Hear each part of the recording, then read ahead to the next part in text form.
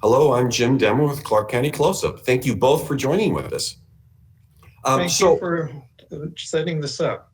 Sure. So what is the charter review process? So in 2014, there was a board of freeholders that met early in the year and passed onto the ballot a proposal for a new Clark County Home Rule Charter, which set a change in government structure and participation. That charter set in it the first review cycle and future review cycles. The first review cycle would occur 5 years after the charter took effect, which was January 1st, 2015. We're in that first 5-year review cycle, and that's what we're talking about tonight.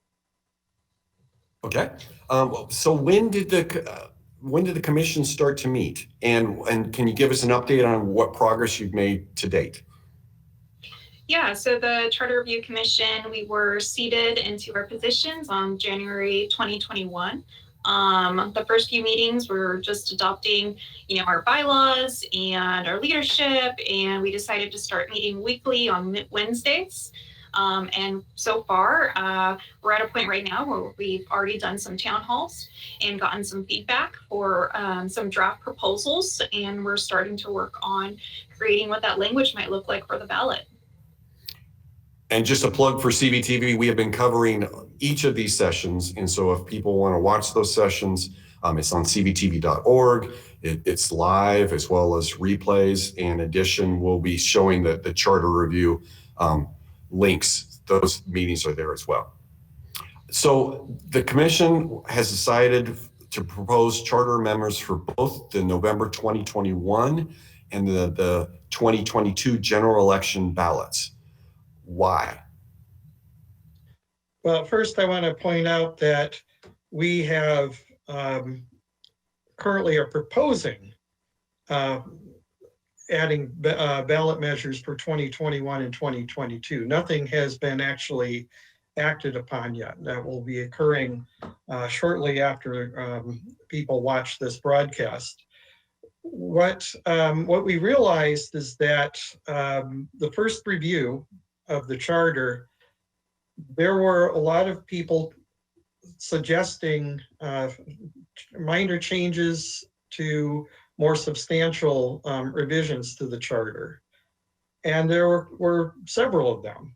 The question is, do we want to put all of them on the ballot at the same time, or are there some that are a higher priority to do this year with some follow-up that might need to happen next year? And so that's what we're currently considering, is kind of splitting those proposals up over those 2 years. So, and how long does your commission remain active? How long are you be meeting through? Yeah, so we'll be meeting through the end of this year. So that's one of the reasons too that we looked at the opportunity, because we have that space between when things are due to be on the 2021 ballot and when our positions are actually up. And so you have all the way from, drop dead deadline is August 3rd, all the way through the end of the year, or is an opportunity for us to continue to have dialogue about additional recommended proposals for the 2022 ballot. And I do want to add that the charter says that our terms are for 1 year or until we finish our work, whichever comes first. So 1 year does not leave us a lot of time to consider, research, and propose things for either year's ballots. But having it spread into 2 different election cycles was our response to being able to make things manageable for the voters, as well as for us to do our work and provide what we would consider good proposals for the ballot. Okay. Now, we are recording this on June 14th. And so these proposals are still you're getting input currently on them at this moment. But let's talk about, there are 6 proposals. Can you, and it's going to have to be brief, can you give us a brief overview of each of the proposals? Yes, actually, I'll do that. The first one is what we call a technical amendments or clarity provision. It's more of a cleanup correction of minor inconsistencies and updating references to state law. That's proposal number one. Proposal number two is might be actually two different options on the ballot. One is to look at converting partisan county council offices to nonpartisan. The second would be the other, what we call the county executive elected offices. That's the assessor, auditor, treasurer, clerk, sheriff, prosecuting attorney. Those offices would be likely a separate proposal to convert them from partisan to nonpartisan. Okay. The next would be us as charter review commission process. As I mentioned, this is the first one ever. We've been very busy on the different suggestions, and it made us realize that maybe we need to have something more frequent than the next review occurring after 10 years from now. And it also made us realize that 1 year for us to do all of this work might not be enough. So another proposal we're considering is making the charter review more frequent, such as 5 years, and extending the length of our terms from 1 year to 2 years. Okay. And to add to that too, it would be like how we mentioned earlier, how it's 2 years or until done with the work. So if it only takes a year, fantastic, you can end the review period. But at least gives that flexibility and ability for the commission to be really thorough and intentional with how they do the review process. Okay. The next proposal is to create an ethics review and oversight process that could consist of creating an ethics code of ethics that would be applicable to county staff and elected officials. The next would be creating an ethics review lead or officer. And a third would be creating an ethics review office, which would be staffing that ethics review officer and process. Our next proposal is to look at diversity, equity, and inclusion. And that would create a new process within the government, the county government structure. This would be looking inwardly and outwardly at county services functions and how human resources are conducted within county government. That would be, or could be, a diversity, equity, and inclusion officer or manager or director. The second would be, or could be, a new DEI or diversity, equity, and inclusion commission or advisory council. And the third option that we're asking for input is, what about both? Our final proposal is to take the current system, which is 4 districts and an at-large countywide chair position, and convert that to 5 districts.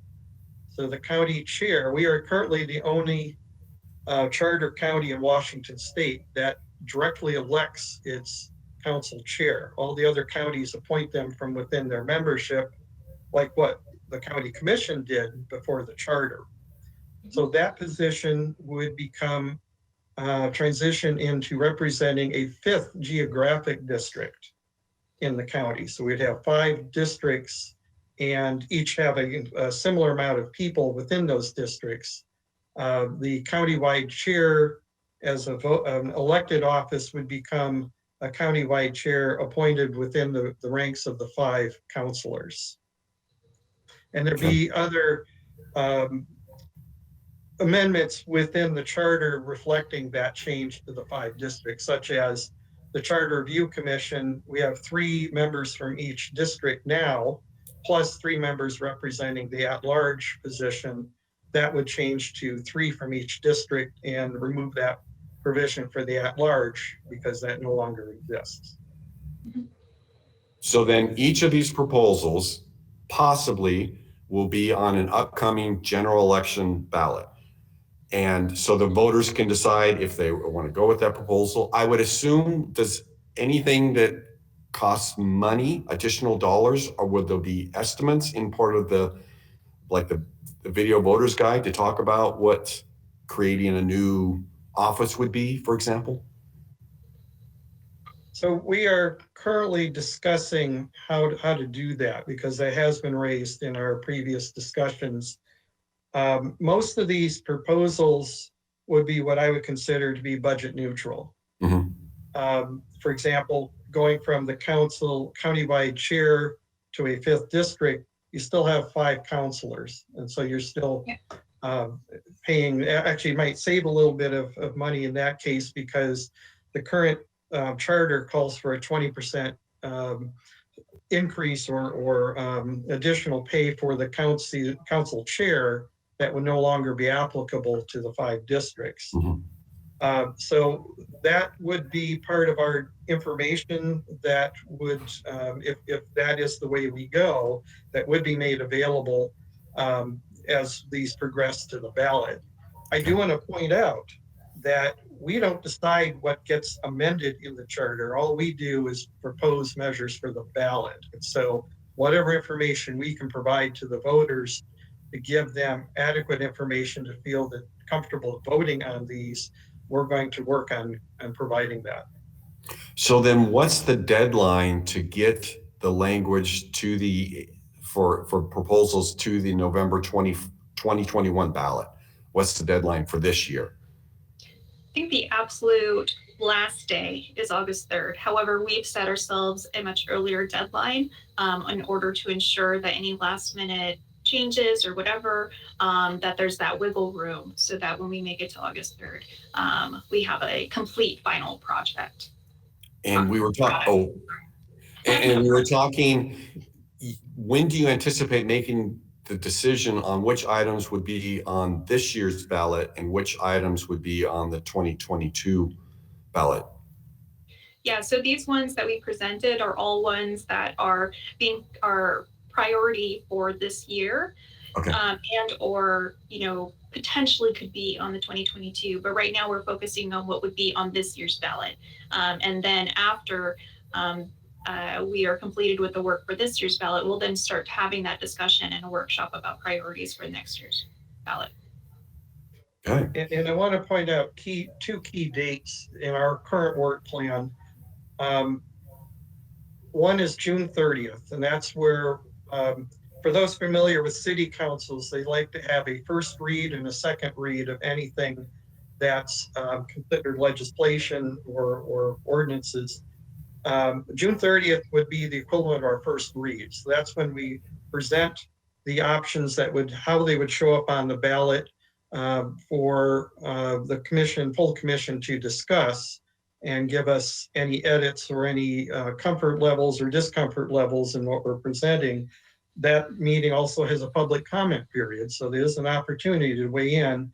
We'll make sure we have those draft proposals available on our website before the meeting, so that the public has time to look at them before the meeting.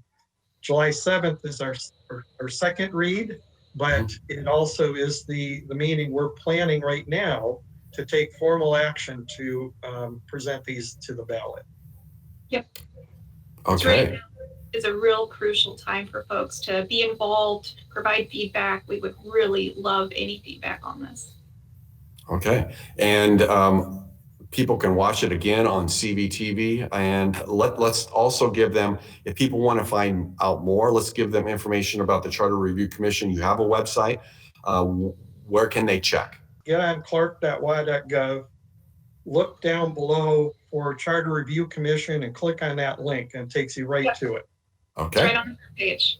All right. So check out the county homepage. Yep. Well, thank you so much for all the time you guys have given. Watching these, it's a tremendous amount of work, and trying to do it virtually for the first time, and the first Charter Review Commission for the county. It's historic. So I can't thank you enough for your service, and good luck with the process. Thank you. And thank you. And I know that all 15 of us commissioners consider it an honor to be able to provide this service, because this is historic, as you mentioned. And we were really looking forward to moving through this process and getting things on the ballot. All right, thank you both. Thank you so much.